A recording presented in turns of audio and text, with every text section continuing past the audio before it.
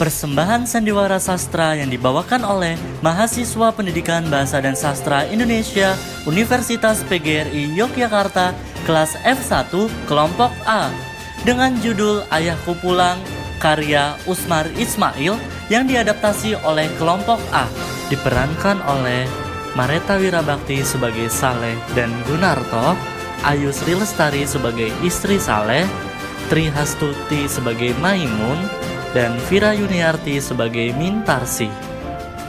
Selamat mendengarkan.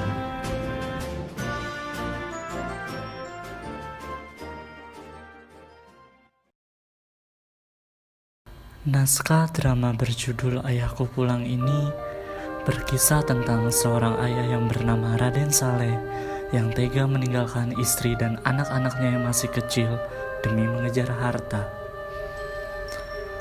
Pada malam hari raya Idul Fitri, saat Gunarto pulang kerja, Gunarto menemukan ibunya yang sedang melamun, teringat kejadian 20 tahun yang lalu. Di malam yang sama, saat sang ayah meninggalkan mereka. Kenangan itu membuat luka lama di hati Gunarto kembali terbuka.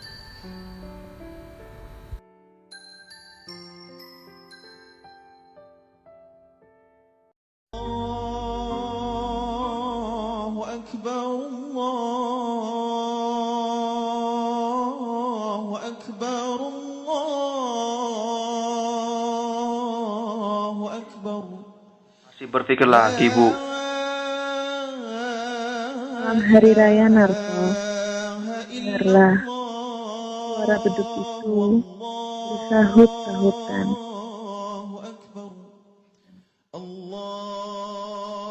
Pada malam hari raya seperti inilah ayahmu pergi dengan tidak meninggalkan sepatah kata pun. Kenapa Ibu ingat lagi masa yang lampau itu? Mengingat orang yang sudah tidak ingat lagi kepada kita. Aku merasa bahwa ia masih ingat kepada kita, Narto. Mintarsi kemana, Bu? Mintarsi keluar mengantarkan jahitan, Narto. Mintarsi masih juga mengambil upah jahitan, Bu. Bukankah seharusnya dia tidak usah lagi membanting tulang sekarang ini, Bu? Biarlah, Narto. Kalau ia sudah kawin nanti, kepandaiannya itu tidak akan sia-sia. Sebenarnya, Ibu mau mengatakan kan, kalau penghasilanku itu tidak cukup untuk sekeluarga kan, Bu? Oh iya, Bu. Bagaimana dengan lamaran itu? Mintarsi nampaknya belum mau bersuami, Narto. Tapi dari pihak orang tuanya terus mendesak ibu saja. Apa salahnya, Bu? Mereka uangnya banyak. Maaf, Bu. Bukan maksudku ingin menjual adik sendiri.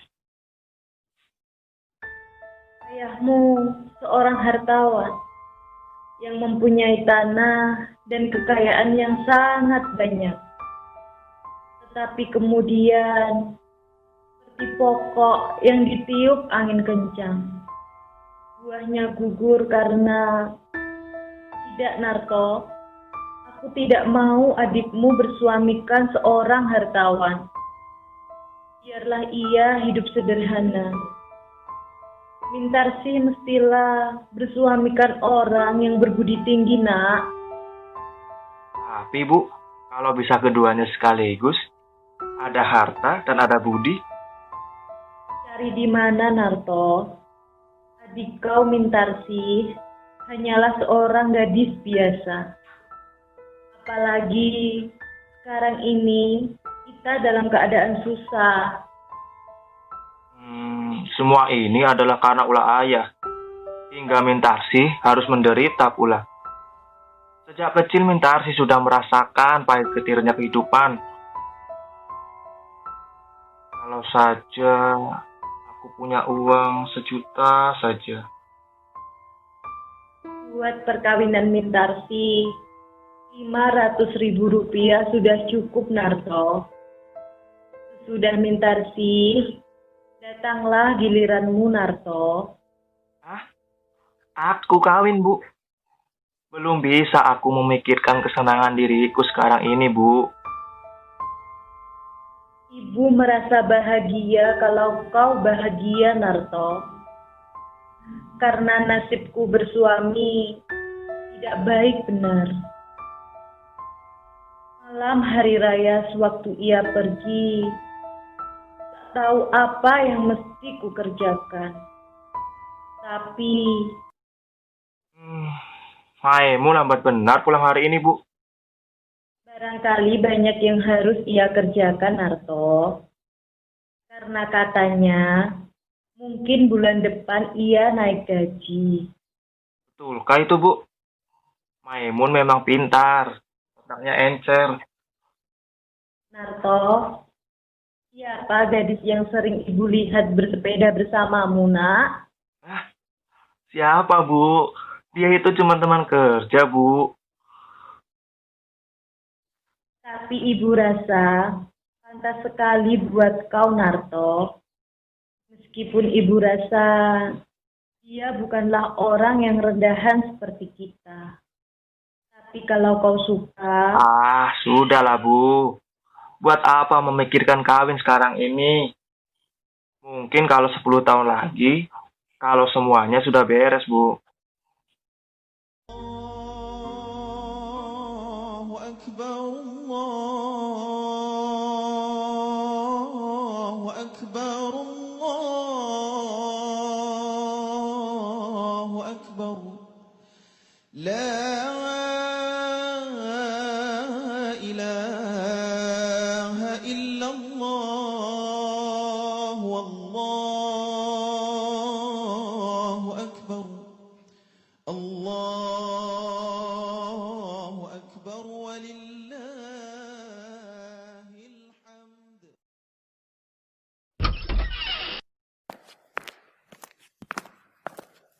agak lambat hari ini, Mun.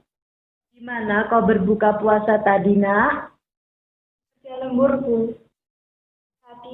Tadi aku berbuka puasa bersama teman di kantor. Bentar sih kemana, Bu? Mengantarkan jahitan.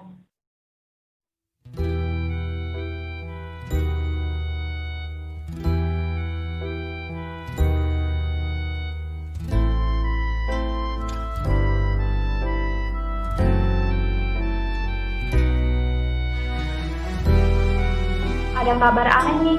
Tadi pagi, aku berjumpa dengan seorang tua yang serupa benar dengan ayah. Oh, itu. Waktu Pak Tirto berbelanja di sentral tadi, tiba-tiba ia berhadapan dengan orang tua berumur 60 tahun. Lalu ia kaget juga. Katanya orang tua itu serupa dengan Pak Saleh. Tapi orang itu menyingkirkan diri, lalu menghilang di kerumunan banyak orang. Tidak mungkin dia ada di sini, Mun.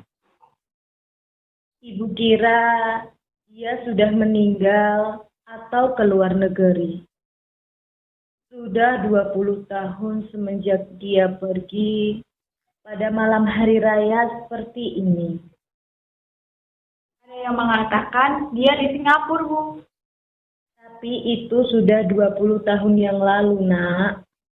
Waktu itu katanya ia mempunyai toko yang sangat besar dan hidupnya sangat mewah.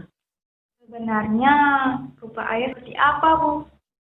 Waktu masih muda, ia tak suka belajar. Ia lebih suka berfoya-foya dan suka meminjamkan uang ke sana kemari. Dan itulah, Oh iya, Mun. Selama hari raya ini, berapa hari kau libur? 2 hari, Bang. oh iya Nak, Ibu hampir lupa. Masih ada makanan yang belum Ibu taruh meja. Sebentar ya. Mun. Pak Tirto itu bertemu orang tua itu kapan? Kemarin sore, Bang. Kira-kira jam 6:30. Kau masih ingat rupa ayah, Bang? Tidak ingat lagi aku. Sudah lama aku paksa untuk melupakannya. Tirto banyak cari tahu tentang ayah. Ya, katanya ayahmu seorang yang baik hati. Jika ia berada di rumah sekarang ini, tentu ia bisa bersenang-senang dengan anak-anaknya. Jam berapa ini?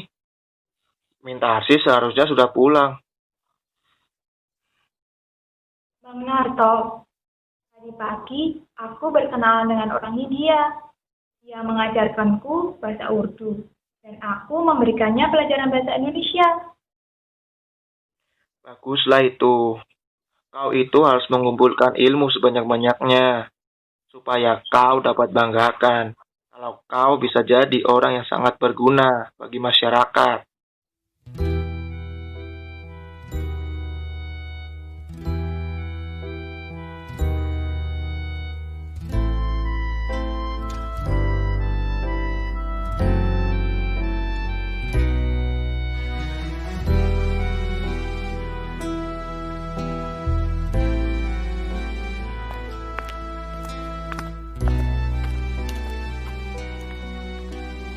Hai, sudah berbuka puasa semuanya? Kami menunggu kau, nak. Tapi lama benar. Makanlah. Apa yang kau lihat di luar sana? Waktu lewat di situ tadi, ada orang tua di ujung jalan ini. Dari jembatan sana mengarah-arah ke rumah kita. Ya, kenapa pada diam semua? Orang tua. Bagaimana rupanya? Hari agak gelap, jadi tidak begitu kelihatan. Tapi orangnya, Coba kau lihat. Tak ada orang kelihatannya, Bang. Malam hari raya seperti ini, ia berlalu pergi. Mungkin Bu. Lupakan sajalah apa yang sudah berlalu. waktu kami masih muda, kami sangat berkasih-kasihan. Sejelek-jelek ayahmu, banyak kenangan yang tak dapat ibu lupakan. Assalamualaikum. Assalamualaikum. Apakah di sini rumahnya Nyonya Saleh? Astagfirullah, seperti suara ayahmu, nak. Ayahmu pulang, nak. Tina. Engkau Tina. Saleh. Engkau Saleh. Engkau banyak berubah, Saleh. Iya. Aku berubah, Tina. 50 tahun perceraian. Rubah wajahku ini. Dan tentunya ini anak-anak kita semua, Tina. Memang ini adalah anak-anak kita, Saleh. Sudah lebih besar dari ayahnya. Mari duduk dan pandangilah mereka, Saleh. Apa? Aku tidak salah dengar. Aku boleh duduk, Tina. Tentu saja boleh, Saleh. Ayahmu pulang, nak. ayah, aku Maimun. Maimun? Kau sudah besar sekarang, nak. Waktu aku pergi dulu, engkau masih kecil sekali. Dan nona ini, Saya Amintarsi, Ayah. Engkau cantik, Mintarsi. Aku senang sekali. Tak tahu apa yang harus kulakukan saat ini. Aku sendiri tidak tahu dari mana harus memulai berbicara. Anak-anak semuanya sudah besar seperti ini. Ya, rupanya anak-anak dapat besar juga, walaupun tidak dengan ayahnya. Mereka semua sudah jadi orang pandai sekarang, Saleh. Gunarto bekerja di perusahaan tenun. Maimun tak pernah tinggal kelas selama bersekolah. Tiap kali keluar, ia sebagai yang pertama dalam ujiannya. 10 tahun menjadi saudagar besar di Singapura. Jadi kepala perusahaan.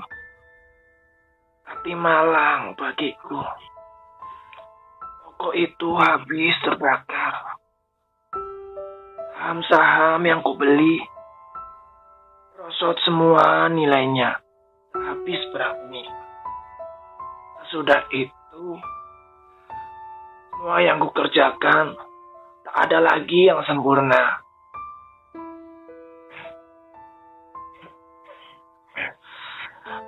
Maukah engkau memberikan air segelas buatku, Gunarto? Hanya engkau yang tidak. Narto, ayahmu yang berbicara itu. Artinya, engkau gembira, nak. Kalau Narto tak mau, engkau sajalah, Maimun. Maukah engkau memberikan ayah air segelas? Baik, Ayah. Hei Maimun, kapan kau mempunyai seorang ayah? Gunarto, Kami tidak mempunyai ayah, Bu. Kapan kami mempunyai seorang ayah? Gunarto, apa katamu itu, nak? Kami tidak mempunyai seorang ayah, kataku, Bu. Kalau kami mempunyai ayah, lalu apa perlunya kami membanting tulang selama ini? Jadi budak orang. Waktu aku berumur 8 tahun, aku dan ibu hampir saja terjun ke dalam laut. Untungnya ibu cepat sadar. Dan kau, Maimun, lupakah engkau waktu pergi ke sekolah dulu dengan pakaian yang sudah robek dan tambalan sana-sini? Itu semua terjadi karena kita tidak mempunyai seorang ayah. Tapi Bang Narto, ibu saja sudah memaafkannya. Kenapa kita tidak? Waktu kecil dulu, aku pernah menangis di pangkuan ibu karena lapar, dingin, dan penyakitan. Dan ibu selalu bilang, ini semua adalah kesalahan ayahmu. Ayahmu yang harus disalahkan. Lalu kemudian, aku jadi budak suruhan orang. Dan ibu jadi babu mencuci pakaian kotor orang lain. Waktu aku berumur 18 tahun, yang selalu terbayang dan terlihat di ruang mataku, hanya gambaran ayahku yang telah sesat. Dia melarikan diri dengan seorang perempuan asing yang lalu menyeretnya ke dalam lembah kedurjanaan. Tapi Bang Narto, lihatlah ayah seperti ini sekarang. Dia sudah tua, Bang Narto. Maimun. Sering benar kau ucapkan kalimat ayah kepada orang tua ini. Cuma karena ada orang tua yang masuk ke rumah ini dan mengatakan kalau ia ayah kita. Lalu kau sebut pula ia ayah. Padahal dia tidak kita kenal. Tapi Bang Narto, Kita adalah darah dagingnya. Bagaimanapun buruk kelakuan dia, kita tetap anaknya yang harus merawatnya. Jadi, maksudmu ini adalah kewajiban kita. Sesudah ia melepaskan hawa nafsunya di mana-mana, lalu sekarang ia kembali lagi ke sini karena sudah tua dan kita harus memeliharanya. Enak betul. Sudi aku.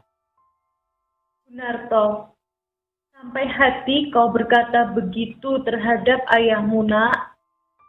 Ayah kandungmu. Ayah kandung? Memang Gunarto yang dulu pernah punya ayah. Tapi dia sudah meninggal 20 tahun yang lalu.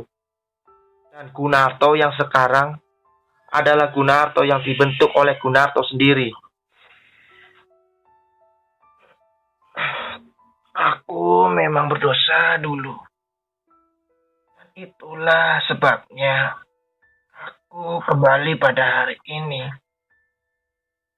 Pada hari tuaku untuk memperbaiki kesalahan dan dosaku. Tapi ternyata sekarang, iya, benar kata-katamu, Narto.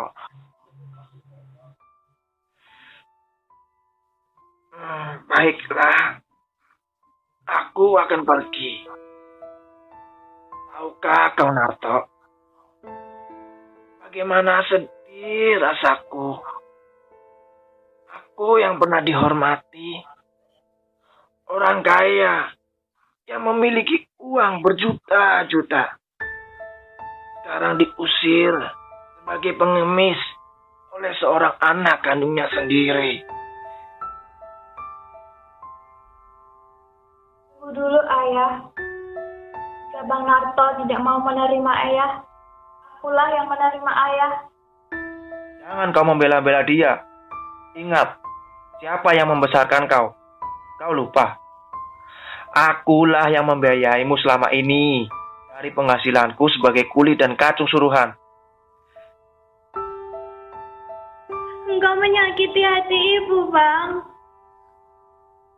Kau ikut-ikut pula membela dia. Baiklah, peliharalah orang itu jika memang kalian cinta kepadanya. Mungkin kau tidak merasakan dulu pahit getirnya hidup karena kita tidak mempunyai seorang ayah.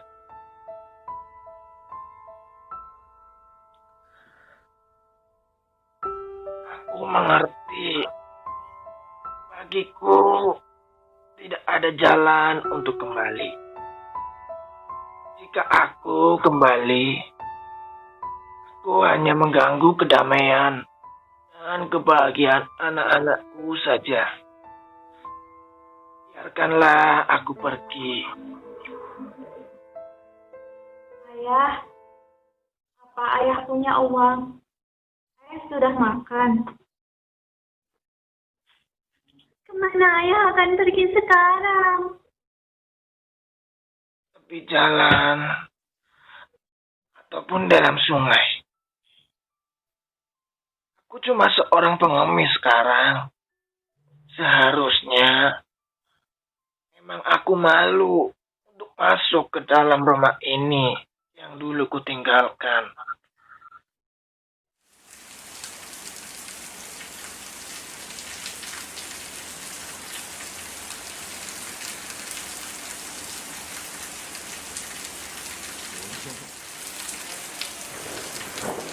Hari raya pergi dan datang untuk pergi kembali. Seperti gelombang dimainkan oleh angin topan. Demikianlah untuk ibumu, nak. Bang, bagaimanakah Abang? Apakah dapat Abang memaafkan Ayah? Itu kan hari raya. Dan semestinya kita saling memaafkan.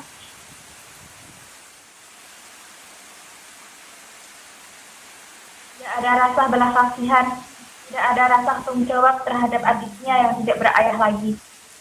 Dalam hujan lebat seperti ini, Abang suruh dia pergi. Dia ayah kita, Bang. Ayah kita sendiri. Janganlah kalian lihat aku sebagai terdakwa. Mengapa kalian menyalahkan aku saja? Aku sudah hilangkan semua rasa itu. Sekarang, kalian harus pilih, dia atau aku. Tidak, aku akan panggil ayahku pulang. Aku tidak peduli apa yang mau abang lakukan. Kalau perlu, bunuh saja aku, bang. Aku akan panggil ayahku. Ayahku pulang. Ayahku mesti pulang. Maimun, kembali.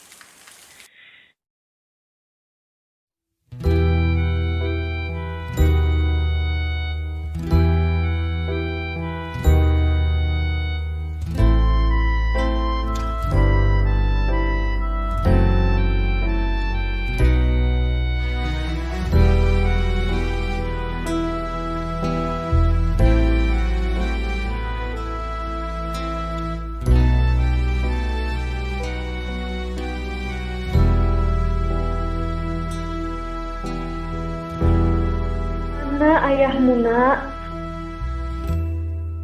Aku tidak melihatmu. Hanya kopiah dan baju saja yang kudapati. Maimun, di mana kau dapatkan baju dan kopiah itu? Di bawah lampu jembatan, bang. Lalu ayah? Bagaimana dengan ayah? Di mana ayah? Aku pun tidak tahu. Jadi ayah meloncat ke dalam sungai. Narto,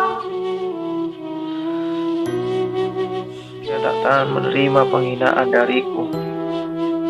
Dia yang biasanya dihormati, dan dia yang angkuh. Ya, angkuh seperti diriku. Ayahku, aku telah membunuh ayahku. Ayahku sendiri. Ayahku pulang. Ayahku pulang. Ya.